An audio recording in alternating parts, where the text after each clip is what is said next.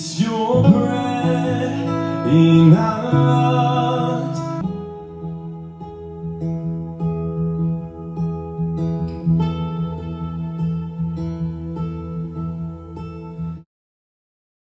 Alrighty, you guys. Well, welcome to our worship workshop, session number 9. It's a full house in here. No, I'm kidding. We've got Lee, we've got Brian. Thank you guys for joining. So for this workshop, we're going to be covering the marks of a great acoustic guitar player. So I think with this topic, this is definitely something that every time I watch worship and every time I engage with it, yeah, perfect. Elements that I would love to see play out in the worship leader as they play their acoustic guitar, right? So we're going to cover just some basic things that everybody should know, that I think everybody should know on the acoustic, things that you should be able to do when you're playing by yourself, and things you should be able to keep in mind and do when you're playing with a band. And so these are just things, obviously I don't know everything. These are things that I feel like are super important and I think make a huge difference when approaching the worship setting, right? Because I know, Lee, you play guitar for longer than I've been alive, and Brian, you've probably been playing for a long time. But when we're playing for the worship context, I think there's elements that can make a huge difference and bring out a lot more engagement.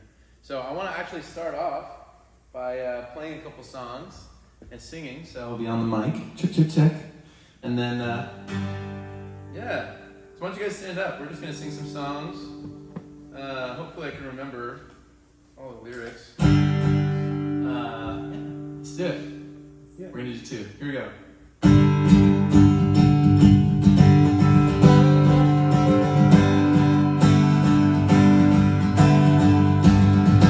Come let us worship our King.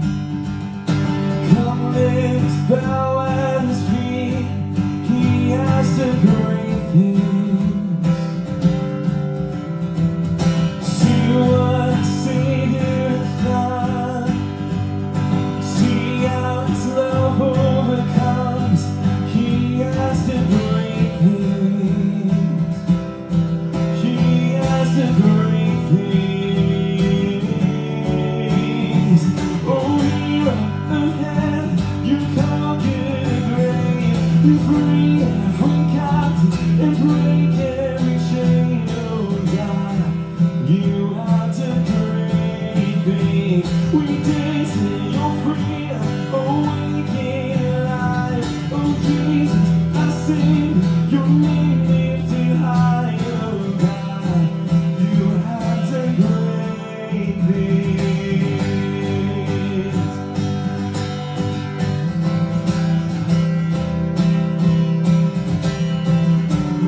You've been faithful through every storm.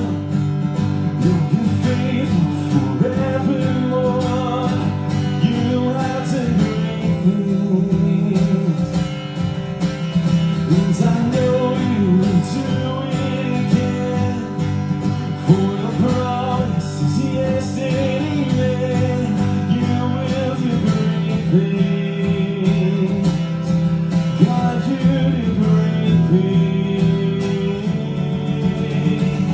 Oh, hero of heaven, you conquered the grave. You free every captive and break every chain. Oh God, you have done great things. We dance in your freedom, awaken alive. Oh Jesus, our Savior, your name lifted high. Oh God, you have done great things.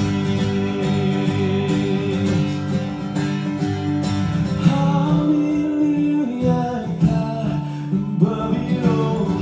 Hallelujah, God, unshakable. Hallelujah, you have done great things.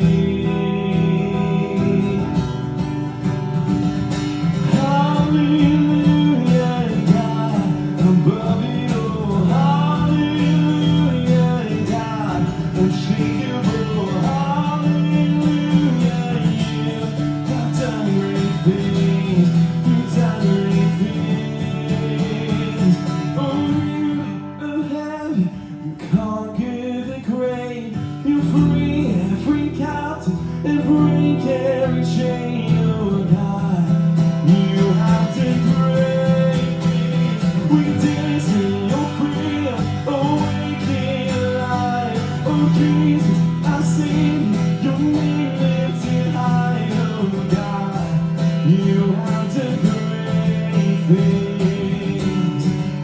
You have done great things. Oh God, you do great things.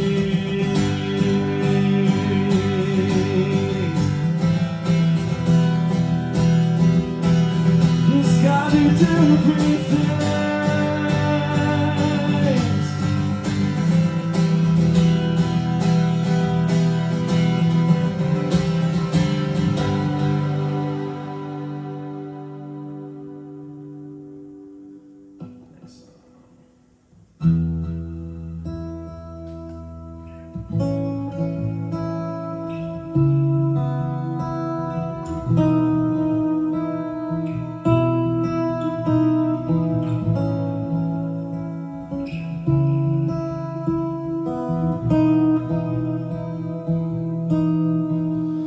You give life, you are love, you spring light to the darkness, you give hope, you restore every heart that is broken. Great are you, Lord.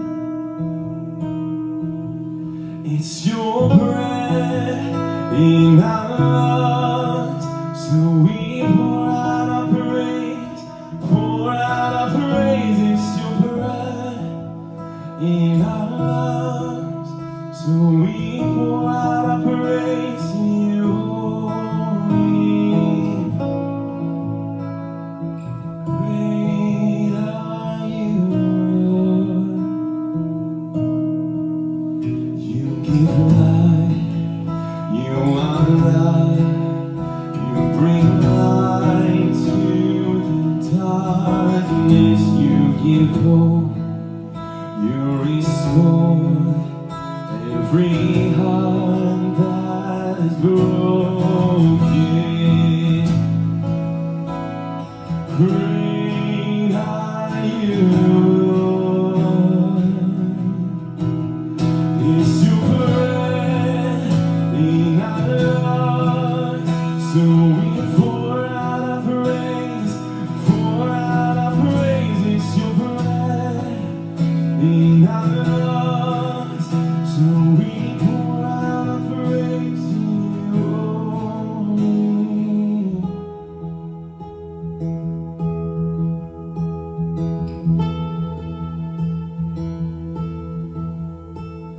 And all the earth will shout your praise. Our hearts will cry, these bones will sing. Great are you, Lord. And all the earth will shout your praise. Our hearts will cry, these bones will sing.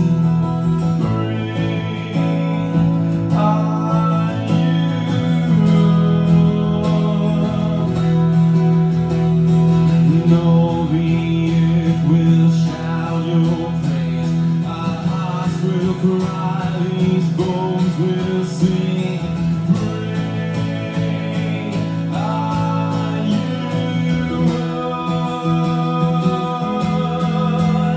It's your breath in our lungs, so we pour out our praise, pour out our praise. It's your breath in our lungs, so we pour out our praise to you.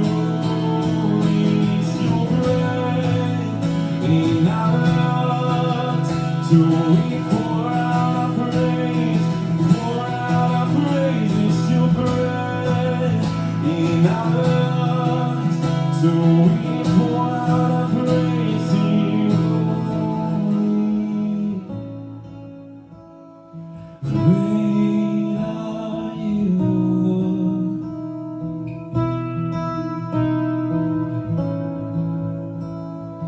Great are you, Lord.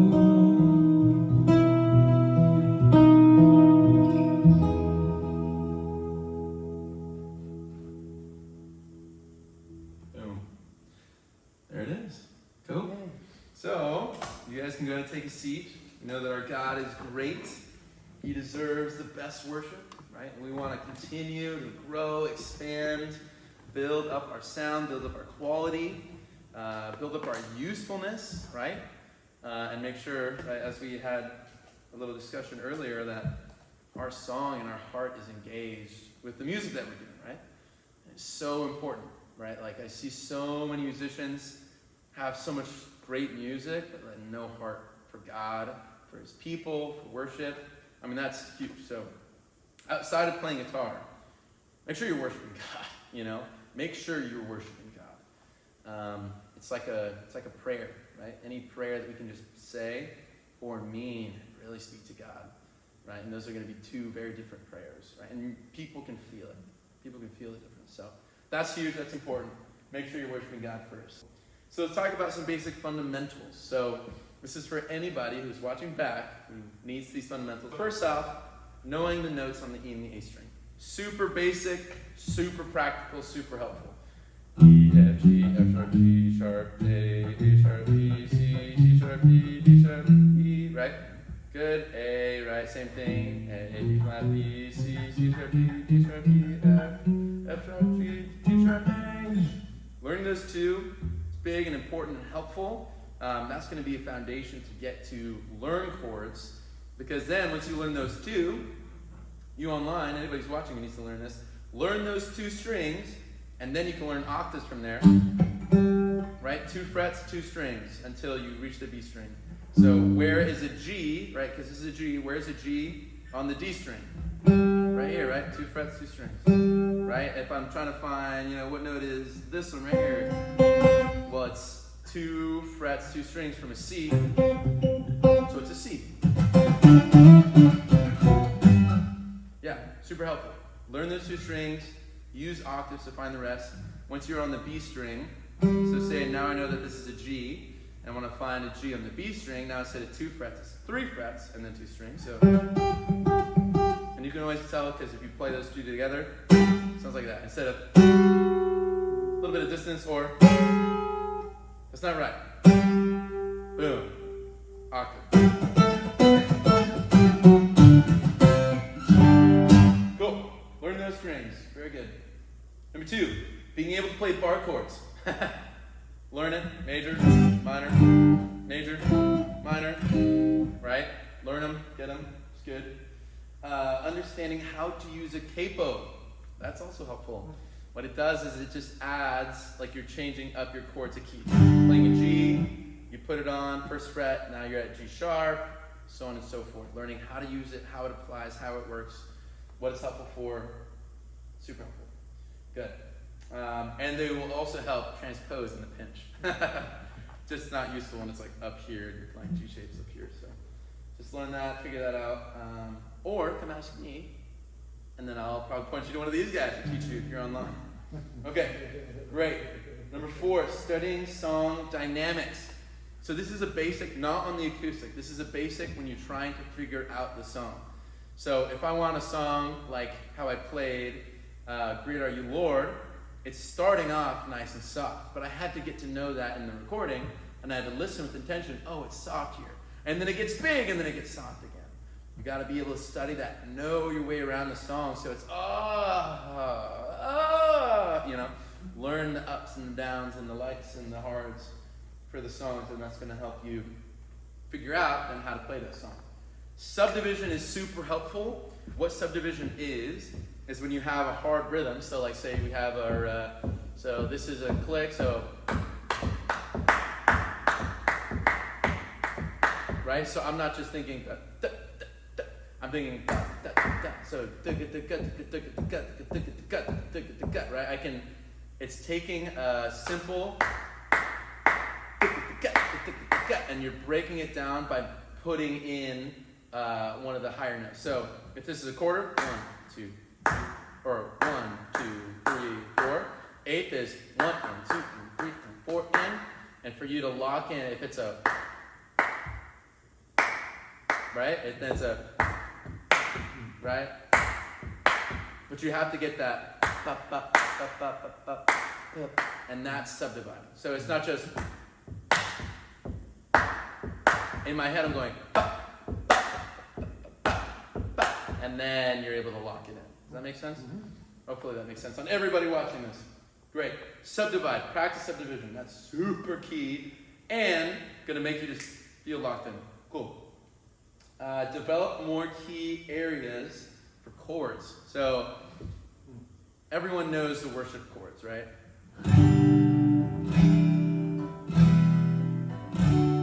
That's a great use of chords. I use those all the time. It's awesome. Learn that. Figure that out. Right? So in this key, you can also use an A minor, B minor, right? And then C, D, E minor, right? Figure out more of those. A, D, F sharp minor, or E, right? B. I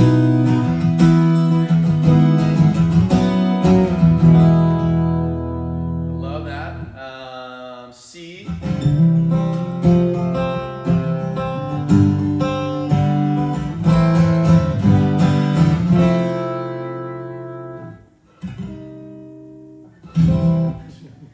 C, D,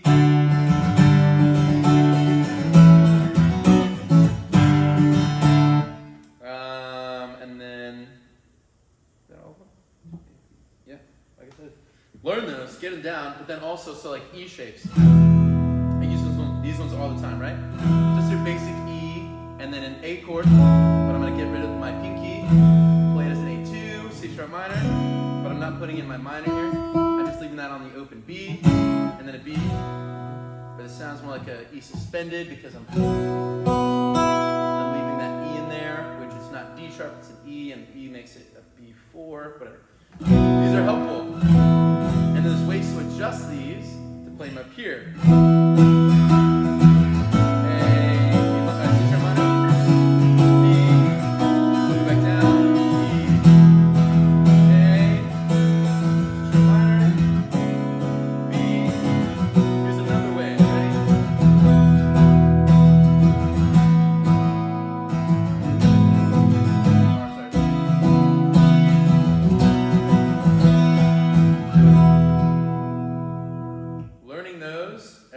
Super helpful. Getting more of those down is great. Number 6, how to change strings. This morning was a testament to the ability to be able to change a string being important. Our high school worship leader broke a string, his high E as well this morning, but he didn't have time to change it, so whatever. I broke it the first 2 songs, was able to go backstage during announcements, repair this, or put on a new string, and then come out and then play the rest of the songs with the new string on there. But you got to know how to do that. If you don't know how to do that and your strings are old and one breaks, and you're just not going to have a guitar that works. So learn it. There's great videos on YouTube from Fender, from Guitar Center that teach how to change strings. Pick up little hints here and there and learn it well. Also, you got to be willing to spend money on the right strings. If you break one, I bought a pack one time, broke the high E, and I was like, no, I had to buy a whole new pack to like be able to have the high E. Anyways. All right, very good. Those are basic fundamentals. If you have any questions, you can write in the comment section down below this video, or if you have my contact, text me, call me, or whatever, or email me. Maybe don't call me. Okay. And if you guys have any questions, I guess you can ask me later. Okay. So now we're going to get into some of the bigger chunks of this workshop, where when playing alone. So there's a lot of opportunity at our church, and every church, and honestly any venue, for somebody to show up with an acoustic guitar and play music. When you're playing by yourself, say you're playing at, I don't know, a park or something, you can do whatever you want. Honestly, you can play however you want to, like, right? Like, nobody really cares unless it's like just super bad. When you're playing in the house of worship, when you're playing in the church, when you're playing for your small group, when you're playing right by yourself and you want to worship well, there are some things that you can do to change just your standard, right? To make it actually sound good and make it effective when leading other people to worship. And so we're going to talk about those.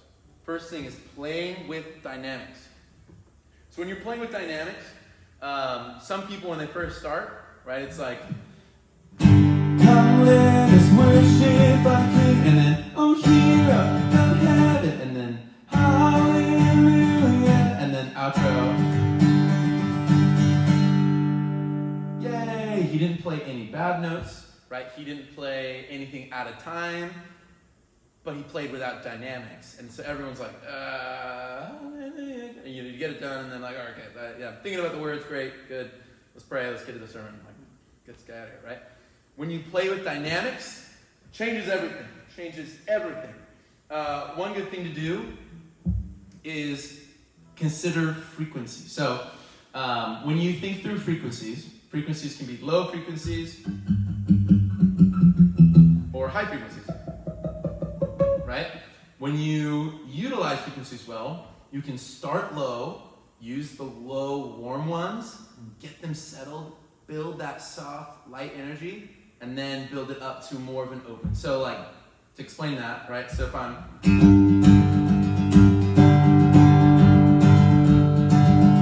playing the low notes, literally my low E and A. Those are the only ones I'm playing, and then once I get to a bigger section, right? So then what that requires is you're just picking the low ones. Right? A lot of us do this by habit, right? Just like because it just feels better. And then you don't want to, like when you're like, you know, trying to make it light enough. Worship our King, right? And then big, right? Does that make sense? So you're going nice and light, and then big, picking it up, big and full. Great. Progress to a full sound as you go on. Yes, that's great. Groove is everything, right? So a lot of people, when you think of your strum patterns, you think, right? So what am I doing? Down, down, up, up, down, up, right? And then like down, down, up, down. You know, it's like it's so hard just to figure out like how many downs and ups are you doing, and what? Just feel it. Honestly, like I say to so many people, just feel it. Just give me something that feels good, right? And they're like, I don't know what feels good. And it's like, all right, try to copy this. So what I'm doing is, but I'm doing it in such a way where my hand's consistently going back and forth, and then just lifting it off on the parts that I don't want to emphasize. So, but that makes this consistent instead of, so it's, right? So this is what my hand's doing, but I'm just picking it up just a little bit, right?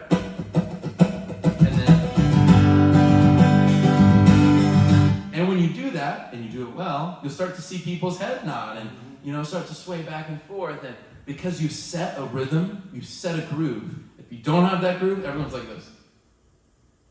Right? It's just stiff. And just everyone's like, right? Ruins everything. Everyone's so distracted. They're just like, this guy can't play. But they don't know why. Right?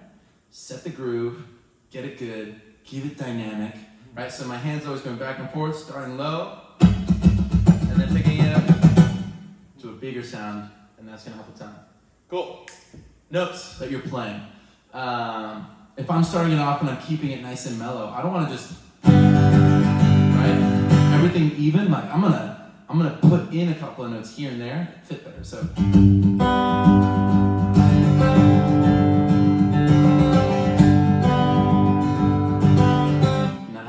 Great, let's move on. All right, the other thing with playing with dynamics is using different strum patterns. So you notice I was doing builds. Be able to lock that in with the feel too, right? So the tempo, if you can tap with your foot.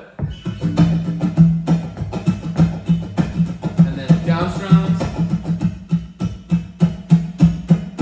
And then 16ths.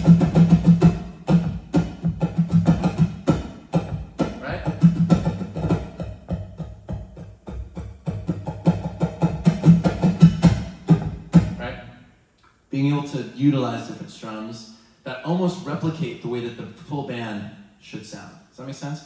So like, here's Send My Life.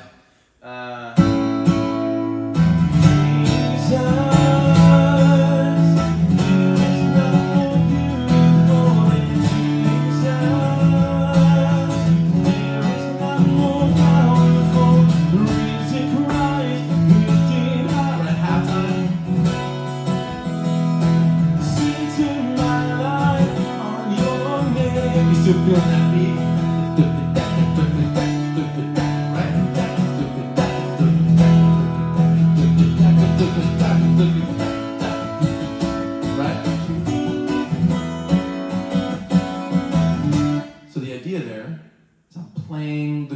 It's not ever losing that groove, but obviously I'm changing that strum. Jam, jam, jam, jam, jam, jam. You know what I'm saying? Playing the groove to feel like it's a full band. And you can almost feel that.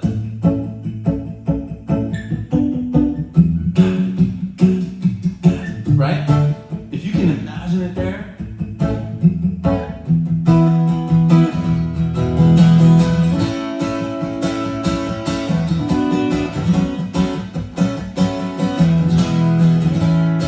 makes a world of difference. Cool. Let's move on. Does that make sense? Absolutely. Okay. Cool. All right. Next thing. It's not about what you play, it's about how you play. So literally that's just everything I explained with dynamics. It's not about, playing just the right notes, right? It's about how you approach it, right? So like I could also bring in palm mutes versus open. Two very different sounds. And then if I bring in a good delay,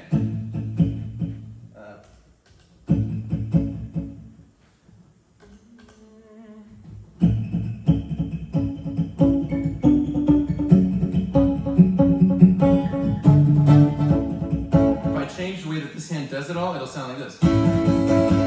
Right?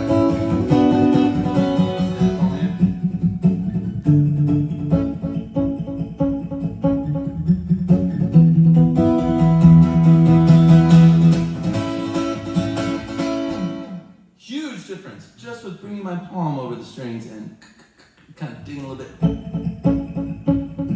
Or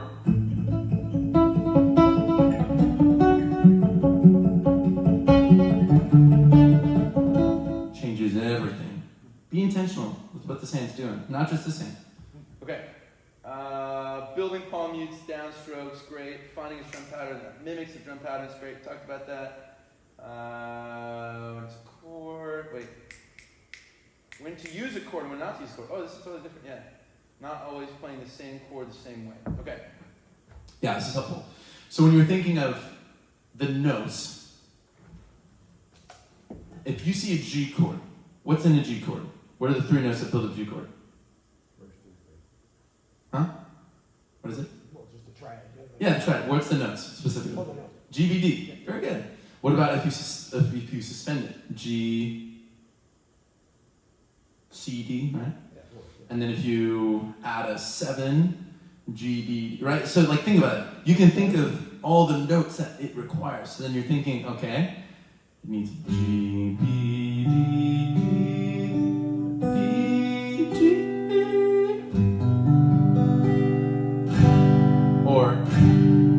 And it's like, okay, you played the right notes.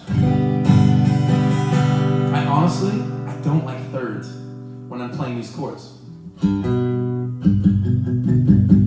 I prefer getting rid of it because it causes just a little bit of dissonance that if you just leave it an open fifth, it's a lot stronger.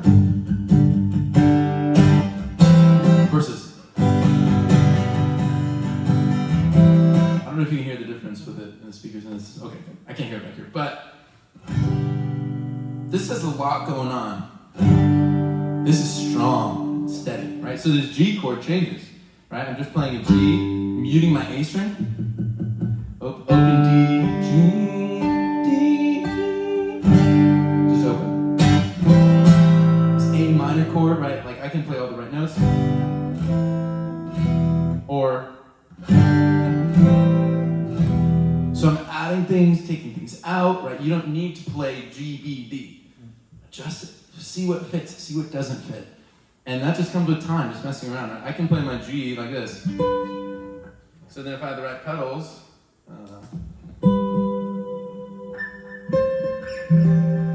right? I'm not playing this standard stuff. Just mess with it and see what fits, see what doesn't fit.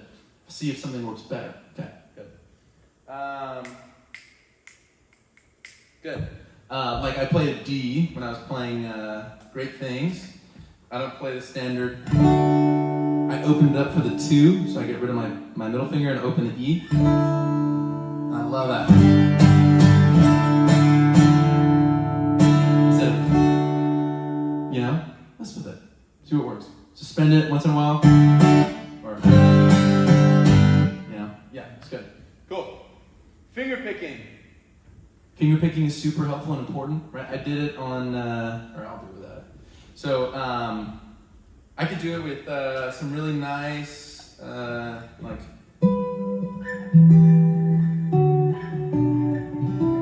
and when I do it, I'm not chucking my pick.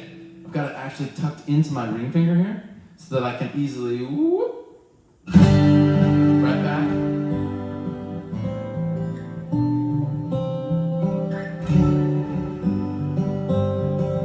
Practice that.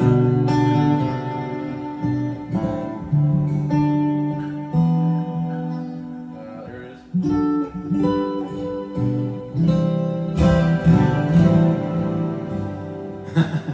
Whatever, I'm just going back and forth.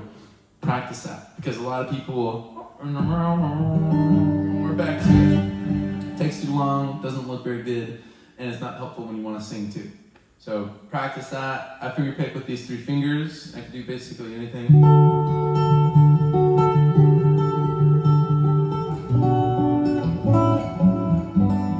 Yeah, like, let's see. Is that how the song? I don't know the song. Anyways, these 3 are good. You don't need to get all crazy. Just use your ring finger to whoop, whoop. Good. Holding your pick finger quickly. Okay, cool.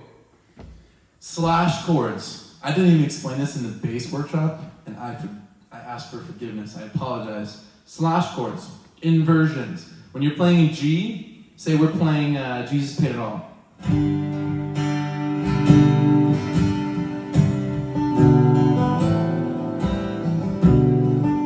So what that is, in this key would be a G.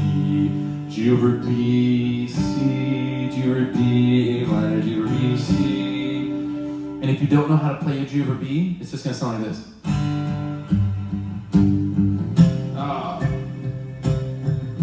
Oh, you're missing something, right? You're missing that walkout. Learn those chords. Helpful. G over B, A over C sharp, B over D sharp, D over F sharp, E over G sharp. Because those are helpful, right? If I'm versus, if you want that.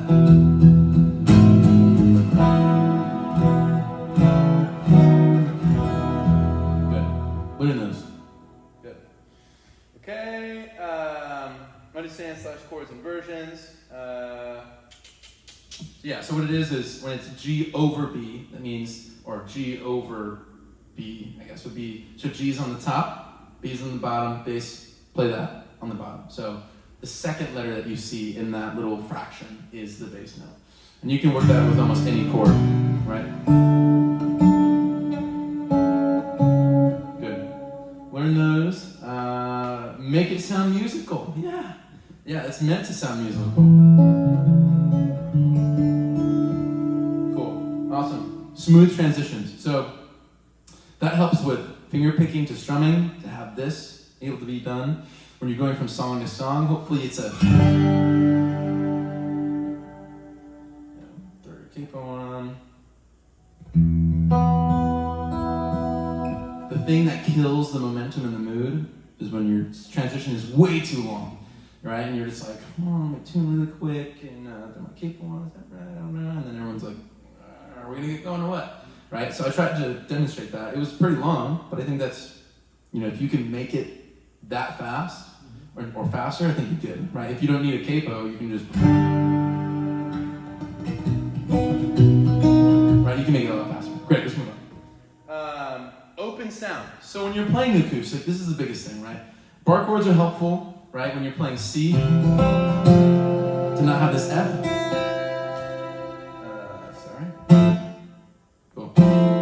If you want that full F sound, you gotta play the bar chord.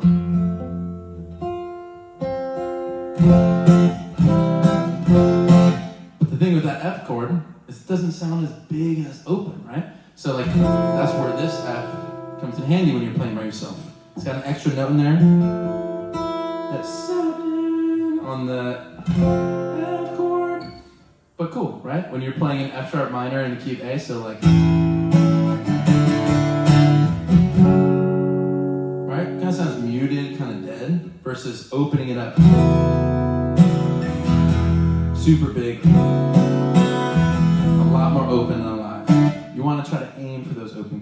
playing by yourself as well, like say it's in the key of B, and you're like, okay.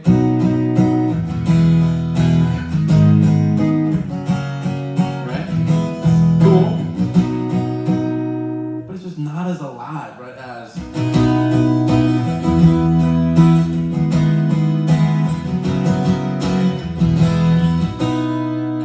so much more alive. Try to open it up, keep those strings open as much as you can. Let the harmonies work, right? Make sure they work. Sometimes, like this B chord, like I said, has that E, which suspends that chord. So if you play this with a band that's not playing a suspended B, it could clash. So then you'd probably play the B like that. In some cases, when it's a band. But we're talking about by yourself, sorry.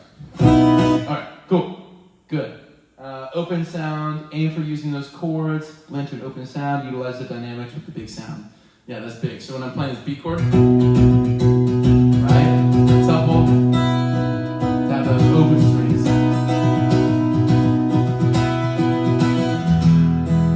Cool, that's good. Those are helpful for dynamics and everything instead of, you know what I'm saying, with the small bar chord. Cool, awesome. So that's it for the, when you're playing by yourself. Right, set the groove, set a rhythm, keep the chords open, keep it consistent, right? You want to set dynamics with the way that you strum, the way that you play, every chord that you choose, every, little,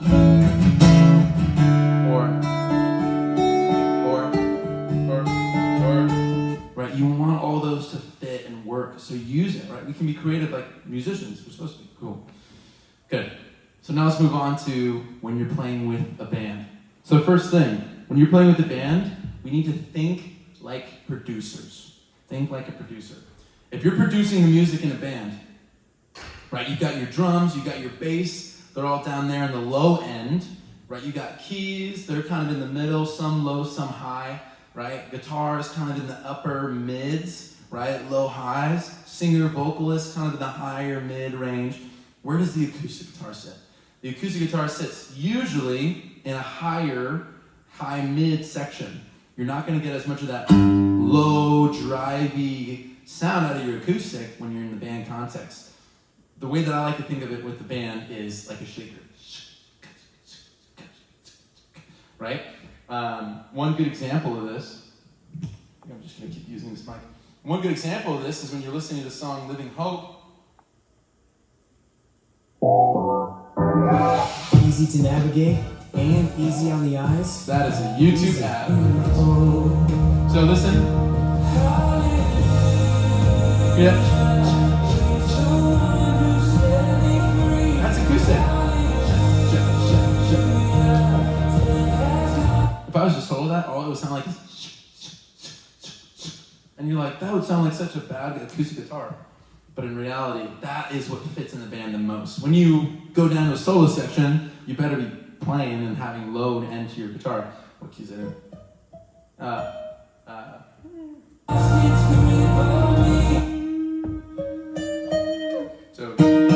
So E flat.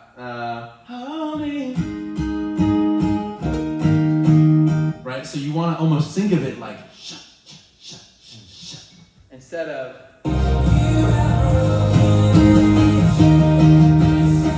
there's no intentionality here, right? Versus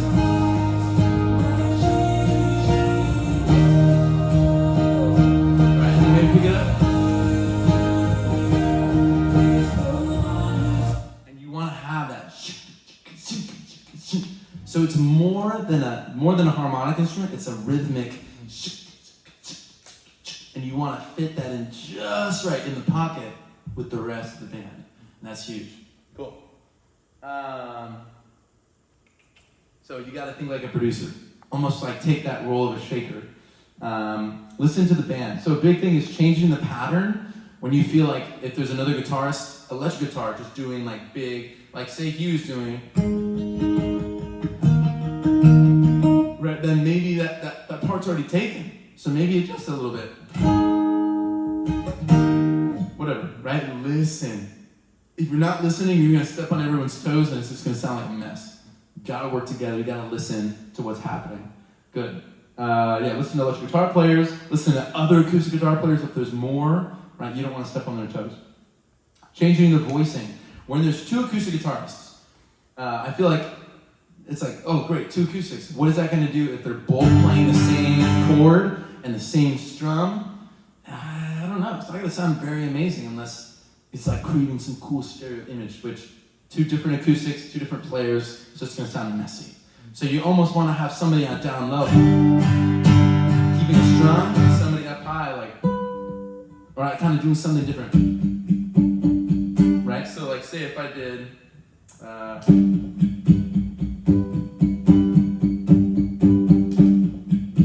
then I have my other acoustic, right? I'm not going to go, it's just kind of messy, right? What I could do over that, so they're doing that up top, I can strum,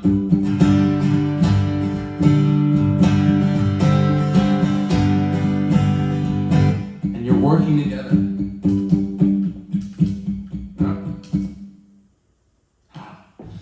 You're working together. You're changing parts, you're changing voicings, you're playing different chords that sound good together. Harmony. Two different things working together for one good purpose, one goal. Good. Awesome. Make sense? Yes. Good. Got to keep an eye out for that. We got to work that into our practice even. That's helpful. Chords. When you're adding a sus and when you're adding a suspension, so G, G, B, D, you're adding the C in there. And if nobody else is playing that C but everyone else is playing the B, it's going to have clash. It's going to sound dissonant. It's going to be weird, right? If you're adding in a 7 or something, and it's just, right? You got to make sure it's fitting with the band. So you got to make sure and be listening to that as well. Thinking like a shaker, or talked about that. Finger picking is helpful, but you got to make sure you're aware of the fact that you're such a low gain, low volume instrument. If you're finger picking in like, I probably shouldn't do the original theme. Hallelujah. And then the drums are, and the bass is, right? And then you're just like, hallelujah. Right? You're going to be, nobody's going to care. Nobody's going to hear you. They'll see you, but they won't hear you. So you got to make sure you're playing the dynamic that fits in there, right? And even in that, you want to think that, because those bright sounds is all that's going to make it in the mix. None of the light stuff, the little bass, whatever walks you're doing. So you got to think that way. Think to fit in the overall dynamic. Just kind of fit in that stuff that'll fit and poke out. So be aware of that. Don't go too soft. Don't play too hard. Have a nice level sound that they can bring you up into the mix just right. Because I've seen people like get way too soft, and it's like, that's so great, but I can't hear you. So I don't know if it's good or not, right? We got to make sure to work that in. Okay, into the way that we think and the way that we practice. Using slash chords again. When you're playing with a band, you have no option not to do slash chords. If you're playing a G and everyone else is playing a B, it's just not going to fit, right? It's not a bass instrument, so it's not going to clash too much. But still, you can have so much of a better fit in the overall sound when you're playing the actual inversions and you're adding in those slash notes. Helpful. Hopefully it's helpful. Helpful for me as a leader when the acoustic guitar player can come in and play the G over B. You know what I'm saying? Super helpful. Good. Quick transitions again. Making sure that you can be where you need to be at the right time. We have, right, like, this is a song, Not I, right? If you just got out of a song and you're playing, you had Capo on, and then the click starting, pads up, and we're just waiting, right? You're like, oh wait, let me get my thing, okay, right? Make sure your transitions are quick, sweet, flip your music, and just a good time to go right in. Practicing transitions is huge, or else it's just gonna feel choppy. Okay, and that's it. Playing with the band, gotta listen. Gotta think like a producer. Where can I fit? How can I help? Right? You can play a guitar, but maybe it's not helpful. Make sure it's helpful. Good. Okay. So here's some extra credit stuff now. Hammer-ons, right? I'm sure you guys, of course. So what it is you're playing your note, and if you're going to a G over B instead of, you will strum it and then attack it right after you pluck it. So And it just kind of adds a little bit of dimension and space in there instead of it's, and it kind of adds a little bit of groove to it and feel, right?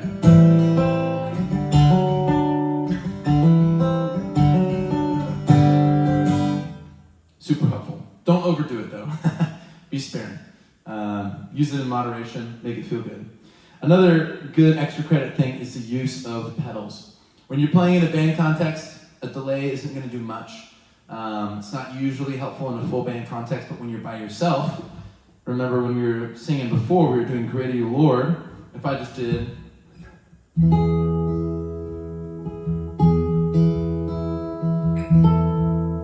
Sounds good, but we can add so much more.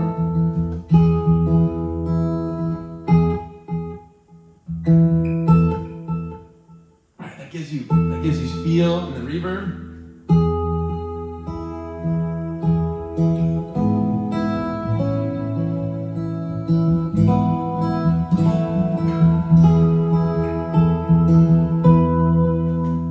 Versus without it. It's hard to be inspired by that, you know? So what I'm doing is, on my pedals here, I'm actually using my HX Stomp to boost different frequencies. So I've got a boost in my brights, and then, so that'll just kind of sharpen it a little bit more, not as muted. And then I've got a section of it that's boosting the bass. So it's making it a little bit beefier, a little bit bigger. And then I've also got, within my HX Stomp, an FX loop that goes into my volume pedal. So when I want to tune, I just do that. And then when I'm done, I got it back. Also, it goes from my volume pedal into my Pog and stuff, but I don't really use that. But then it goes into my delay. So when you're using any delay, you gotta make sure with your acoustic, you're using the right settings. I typically will use a digital delay, not an analog, because an analog can get a little bit messy. The digital delay will allow the cut of whatever strum or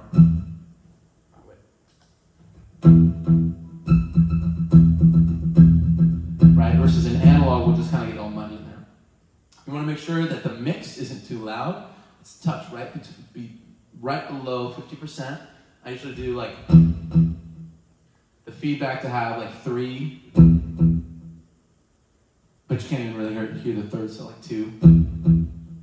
So just 2 little delays. So adjust your feedback for that, and then make sure that the time, again, cuts out pretty quick on that. Awesome.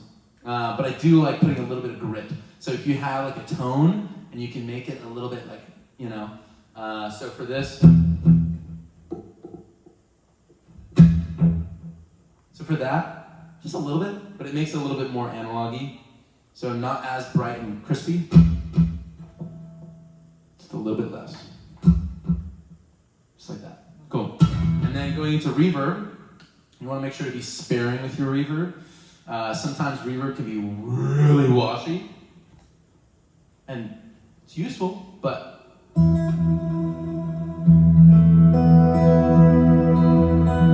just way too much, right?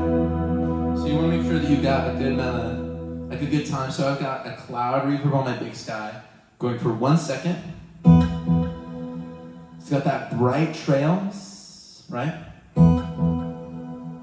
But then it doesn't get in the way of the overall mix of the guitar. So when I'm playing, I don't want it to be too low and muddy. So it doesn't sound like the original guitar, but you hear that layer underneath it, right?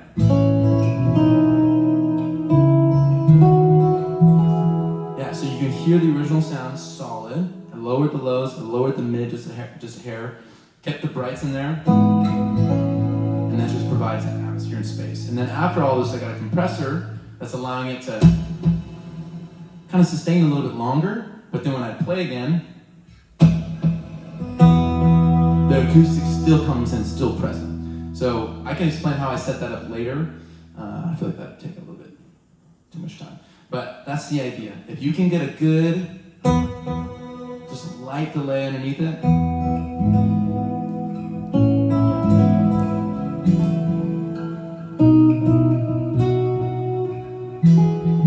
and reverb,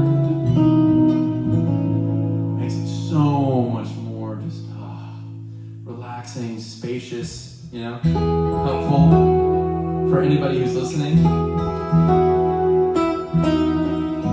to get and be involved in the music instead of just like, right, without any of it. So,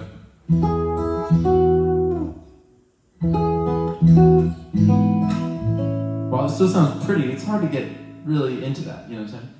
So use of pedals, using a cut capo. So I just used it because I love cut capos. What it does is it will basically hold down like an E suspended shape. So it leaves an open E. So if I was to strum it, it would just sound like an E suspended and it would work, but then I can work everywhere else.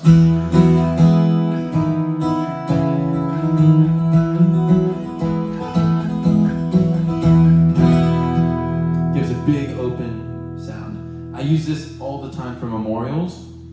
I've been requested at times to play music behind, right, when they're at the graveside, right, and all the families there. Really sensitive time. You want to have something that sounds good, right? But here I can, right?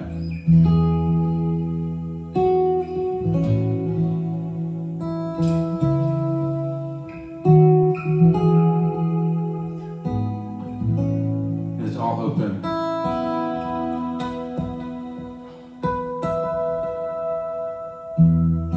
Right? Super open, super helpful. Learn some shapes there. It's only in the key of E. You have to put a capo and adjust to be able to play higher keys. Okay, cut capo, and then proficiency in different guitar tunings. I was going to just change my guitar tuning, but I don't think I'm going to do that right now. Dad-gad is great. It's really similar to the cut capo. Dad-gad, you can just play big old open chords, but you're only playing in the key of D. I love Dad-gad. When it's just you and you're playing all songs in the key of D, sounds epic. Similar to the cut capo, just more, more open. Yeah. Cool. And then, that is the extra credit stuff. So, again, the whole hope of all of this, right? We want to be as useful as we can be, right? I would say, for all of us watching online as well, feel the call to better yourself, to be more effective, more useful for the church. Don't wait until somebody's like, I need you to play acoustic next weekend.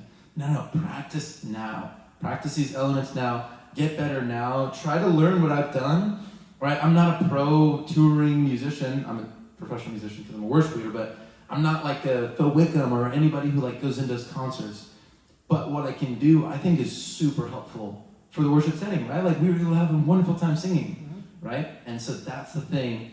If you can do these things well and just pull them out at any time that you need it, right? Like, hey, like, Leah, I need you to play at this memorial, and it's the graveside. I need you to play something beautiful. What are you going to do? Practice it now. Get really good at it now, right? Anybody online, Brian, you as well, right? Get really good at this stuff so that when the need is there, you can fill it without a problem, right? And so the call of like bettering ourselves, bettering our abilities, getting more useful for this is key. So helpful to me as a leader as well to see people growing and working at this, right? I know there's a lot of people that couldn't make it, but anybody who's watching this, work hard at this, practice it, because these are going to be things that you're going to use, that you're going to use in the future, right? And it's going to be super helpful for the church. And the main goal is we want to worship God and worship Him well. So I hope this is helpful. I hope this is something that as I invest time in you guys and anybody watching this, that you can take this and serve God well. Serve your church well. It's all for Him. So, yeah, that is a wrap for session number, 9 of our workshops. Awesome. Well, thank you guys. Thanks for watching. Leave a like and a comment if it was helpful. Let me know what you want me to talk about in workshops in the future. Okay. Thank you guys.